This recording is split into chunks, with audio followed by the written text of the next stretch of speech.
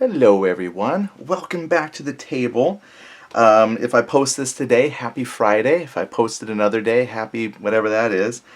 This little arts and crafts project is going to be converting this counter sheet into a storage sheet for your counters as well. So the biggest age-old question for any board game, war game, whatever, is how do I store the counters? Do I do big Plano trays? Do I do, whatever? There's lots of options, plastic baggies, you name it. Well, I've thought this out before with, mentioned in other videos, talked to other people. It's kind of like, well, why don't we just use the thing that the counters come in the first place? I mean, they travel across the oceans from China or wherever they're made all the way to the rest of the world, and they're fine, right? Protects them. And especially with this type of counter tray where all the counters are kind of that individually punched, they're not stuck together at the corners.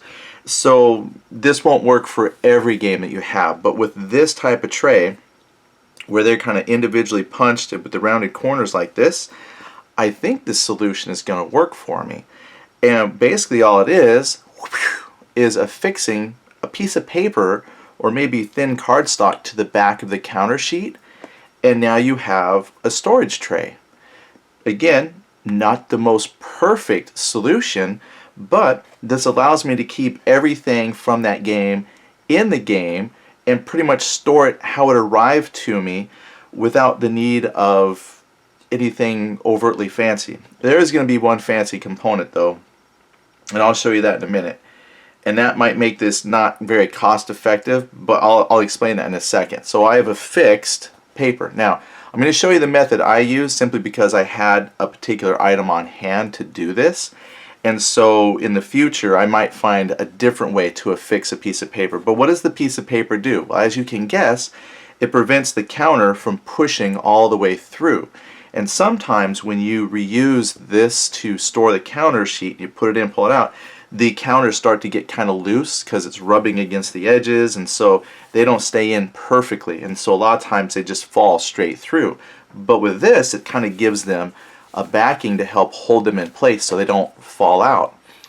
And then when you want one, like we'll just pick one, like you say, Eddie, I want that T72. Oh, okay, cool. Just from the bottom, just kind of pop it, play my game, and of course, as you know with other games, if you pop a whole bunch of these out, putting them back in is sometimes a little bit of a game itself because these are all individually punched, but that doesn't mean they're exactly punched the same. But 9 out of 10 times it's real easy just to take your piece that you punched out, line it up, and just pop it back. And because I've got that paper and I'm laying it flat, it goes in and doesn't fall through, and it's back in its home. And then I can just stack it back in the box.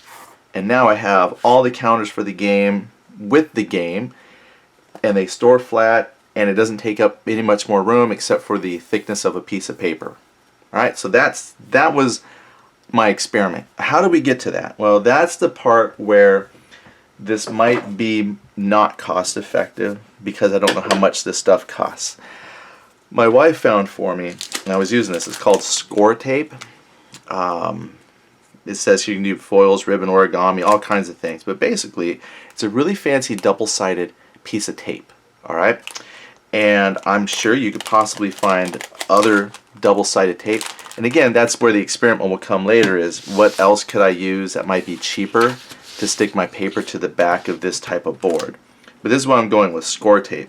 Now this particular one I'm using is just turned out to be the perfect size for what I'm about to show you. It's 1/8 of an inch thick. Don't know what that is in metric, but in imperial or whatever we're calling it here, 1/8 of an inch. All right, perfect. And it comes in about that size. And I had already used part of this for another project, so that's why this is kind of down a bit. But I had extras just in case this runs low. Now this part here is slightly time consuming because now I've got to align the tape, and really I was debating on how much tape to put, and I've I've only done it the one way I'm going to show you, and it works fine. I mean, I could probably do less tape. We'll discuss that in a second, because let me just show you what I did. So the way this tape works is it's got, you know, one non-sticky part here, and we're just going to line it up. And let's get it on here. And we're just going to run it out.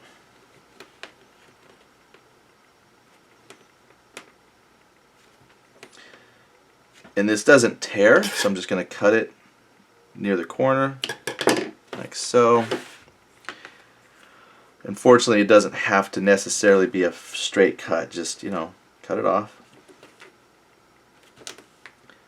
And doing the outside goes kind of quick because I don't have to worry about touching counters or anything like that. So we'll just punch it.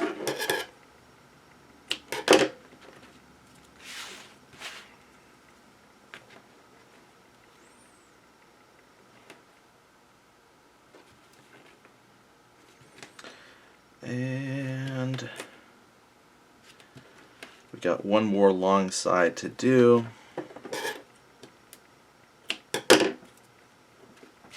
Now I'm putting this near the edges just to help give the paper that I attach to it, because if you put the tape too close to the counters on the top, that leaves quite a bit of paper that can catch and then pull and rip and tear.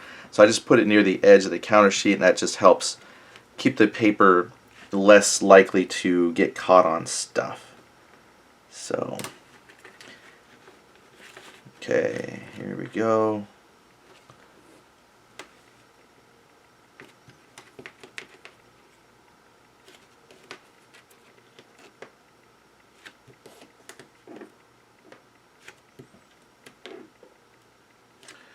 And now we'll cut that part.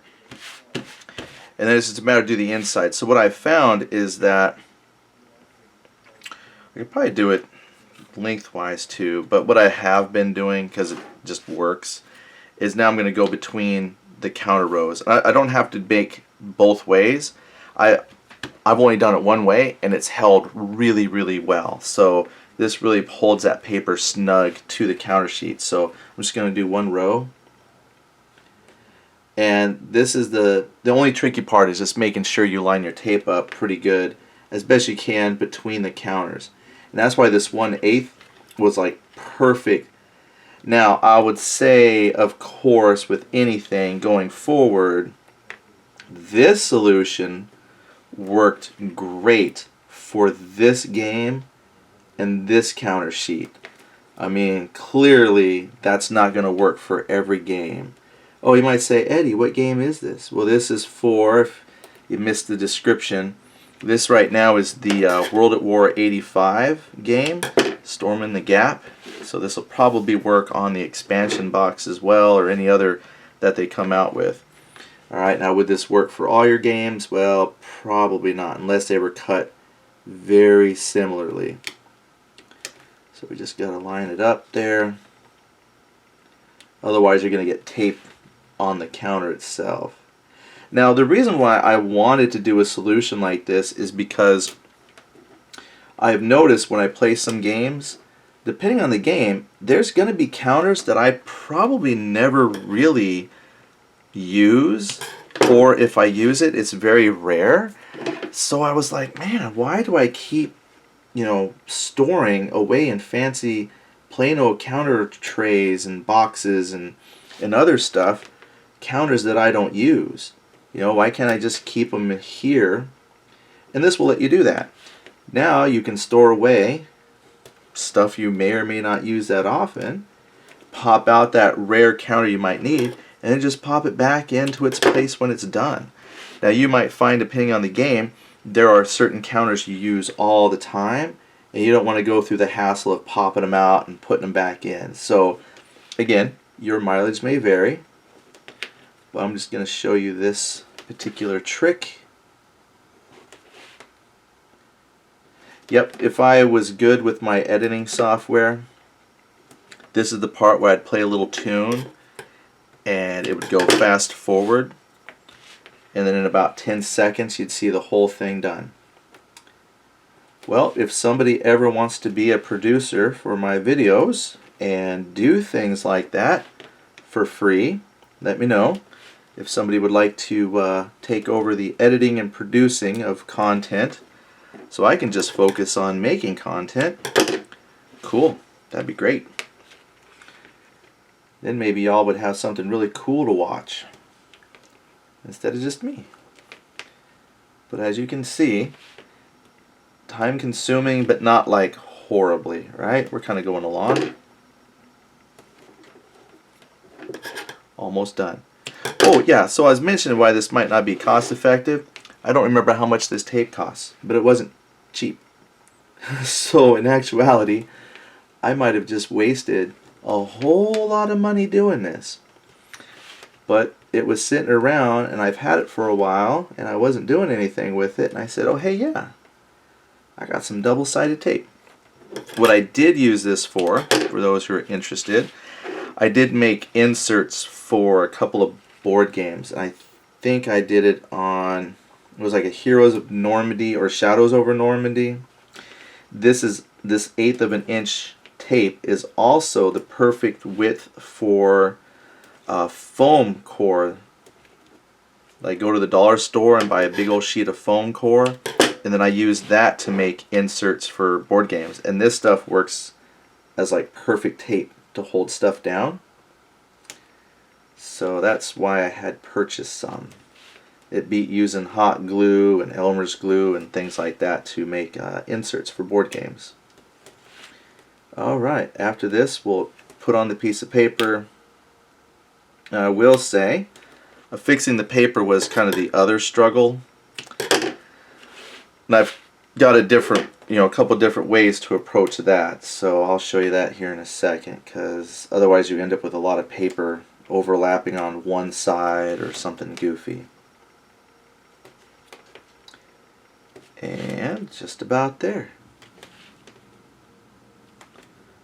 I think there.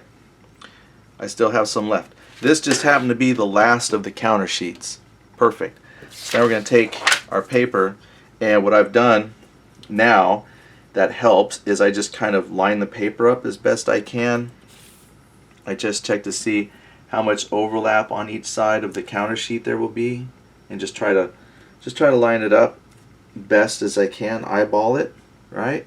Get the old eyeball, peel that back, and the score tape, that part rips off. Lay that down, and now the paper should fit just fine behind that particular board, just fine. Now obviously if your board is a different size, you'll have to find different ways to lay out your paper, but now that holds in place, and I can now just pull off these, grab these two long ones, and now, oh come on, 1, 2. I don't know if you can see the way the shine of the tape there, but I now have these nice grids or rows of tape here, and that's going to hold it. I mean, you could, I didn't try, this to me really secured it in place, but you could probably do every other row and save yourself some tape. Maybe you can find cheaper 1/8 inch thick double-sided tape.